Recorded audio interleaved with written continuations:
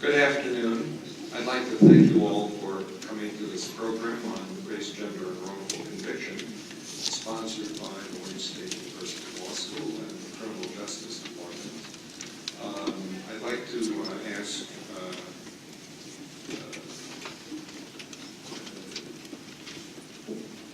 Dean Steffi Hartwell to come and welcome you on behalf of the College of Legal Lawyers. Thanks, Dr. Goldman. Good afternoon. Welcome to Wayne State University. We are a public research university where our mission focuses on social justice, so it's so nice to be hosting this event that was put together beautifully. Thank you for that.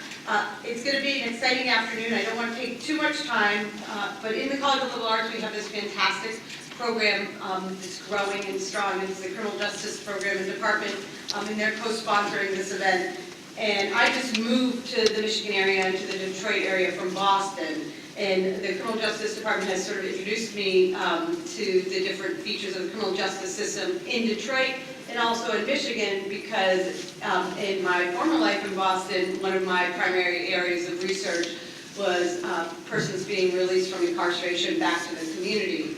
And what I learned in doing that research for 20 years, no matter the typicalness of the situation, is it never easy to transition back into the community from incarceration. And having this frame of sort of thinking about wrongful conviction, I never thought about that in the frame that I've worked with hundreds and hundreds and hundreds of folks, men and women who had been incarcerated in the past, and what a stumbling block on top of all the other stumbling blocks and difficulties of coming back to the community on having a wrongful conviction would be.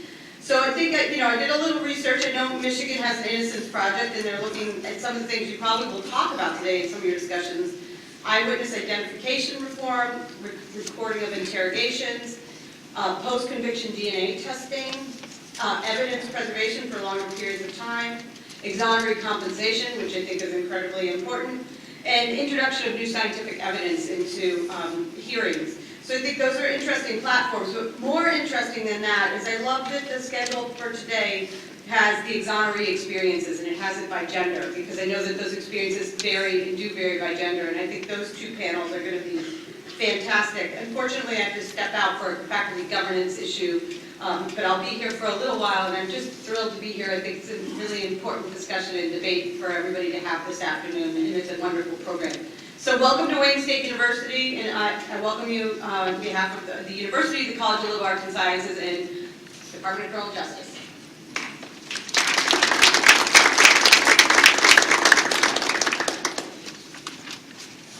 I didn't give you my name. My name is Martin Solomon. I'd like to thank my colleague Charles Klum, who did a wonderful job on designing a very handsome program. Our chair, Shani Jang, is here and helped to sponsor this program.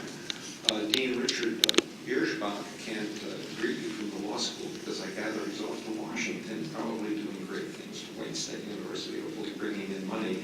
But Associate Dean Jonathan Weinberg would like to greet you on behalf of Wayne State's Law School.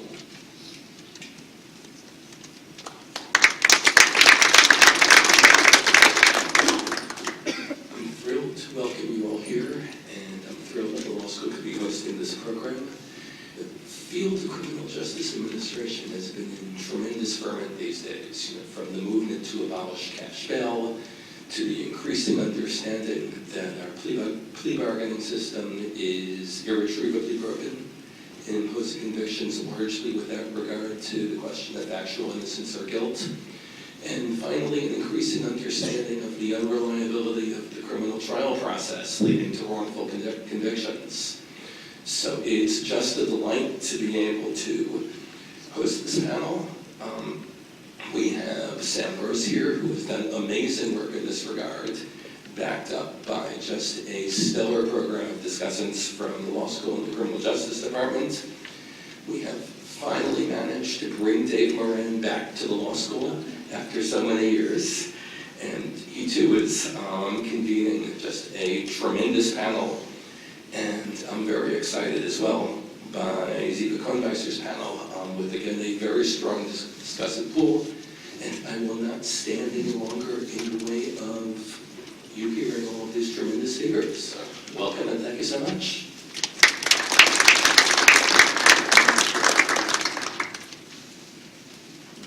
Let me make a few brief introductory remarks. First of all, I want to point out very sadly that one of our discussants who I really wanted to hear, Blanche Cook's father, passed away just over the weekend, so she won't be attending. I don't think I see any other exonerees in the audience. I wanted to point that out. The innocence movement has been in existence for about 25 years, dating either from the first DNA exonerations in 1989 or the formation of the Innocence Project in New York in 1992. Since that time, it's grown into a small but robust social movement in America and now consists of more than 50 innocence projects or organizations in the United States. Remarkably, 3 of them are here in Michigan. The first was the Cooley Law School Innocence Project, which is still doing good work on DNA cases. The University of Michigan Innocence Clinic, the director, David Moran, is here and will be convening the second panel. And the State Appellate Defender's Office, for which Professor Moran worked for years as an attorney, also is part of the Innocence Network. So Michigan is well represented in America for having a wealth of innocence organizations. In addition to that, there are citizens organizations. So there's a group called Proving Innocence. It's not part of the Innocence Network, but it's a citizens group.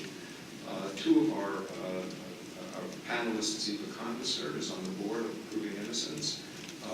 Michelle Jacobs, who's a discussant, is also on the board.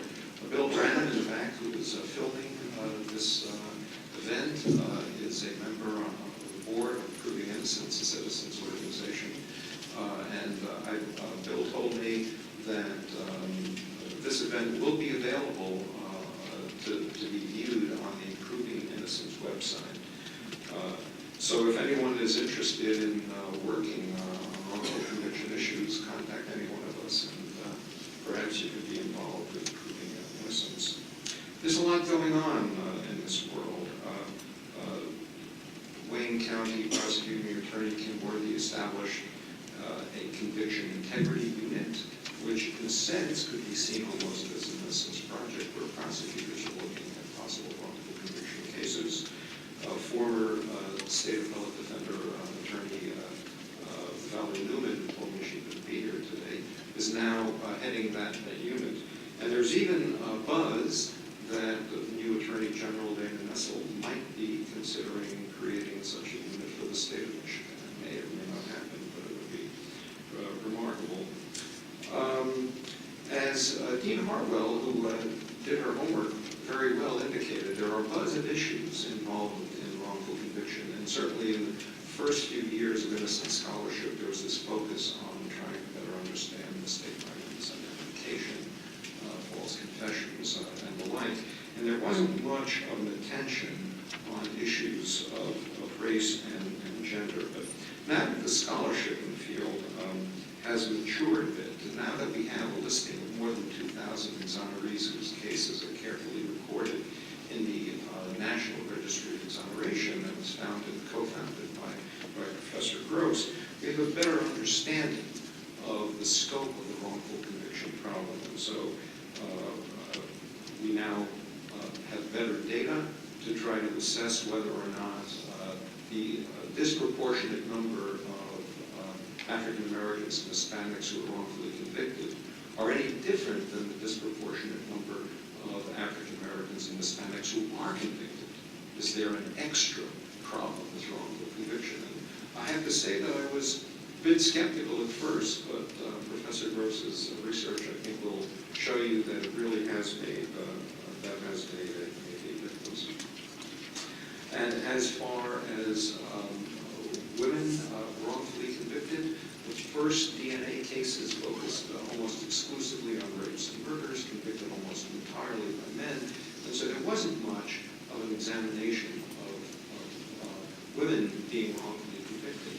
What we've seen from the National Registry of Exoneration, that a full third of all the exonerations that we know about are people who are convicted of crimes that never even occurred in the first place. And a very disproportionate number of them are women who are convicted of crimes involving injuries or death of children, tragically occurring for medical reasons, but then they get blamed for other theories like shaken baby syndrome and the like. So we're going to hear about that this afternoon as well. Also, as Dean Weinberg points out, there are lots of other problems in criminal justice. Wrongful conviction is not the only one. The excessive use of misdemeanor convictions and fines and fees are helping to instantiate and harden poverty and income inequality in America. That's a larger problem in a sense than wrongful conviction. But even if one or two, maybe a higher percentage of felony cases are wrongfully convicted, that still is 10 to 20,000 a year. And the other important thing to keep in mind is that we have a reason to believe that we understand why wrongful convictions occur. The more we know about those, the more we can work on trying to improve, make the criminal justice system more accurate and more fair. With that, let me just say a brief word about our outstanding first panel. I'll introduce him as I go.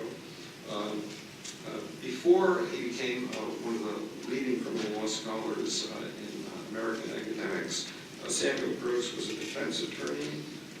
He worked with the United Farm Workers Union in California, the Wounded Knee Legal Defense Committee in Nebraska and South Dakota.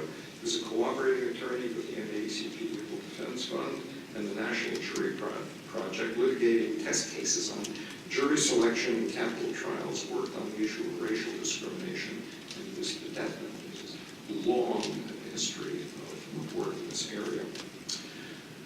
Sam Gross wrote an article on wrongful conviction in the 1980s before anybody was even thinking about it, before the Innocence Project. So his understanding of this is very deep.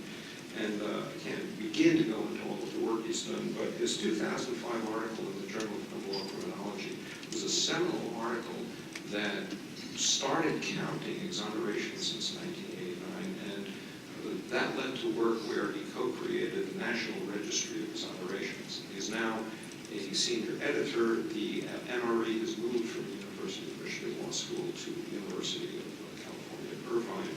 But if you want to get a quick PhD in wrongful conviction, just go onto the National Registry of Exonerations, just Google it, and you'll have a wealth of information.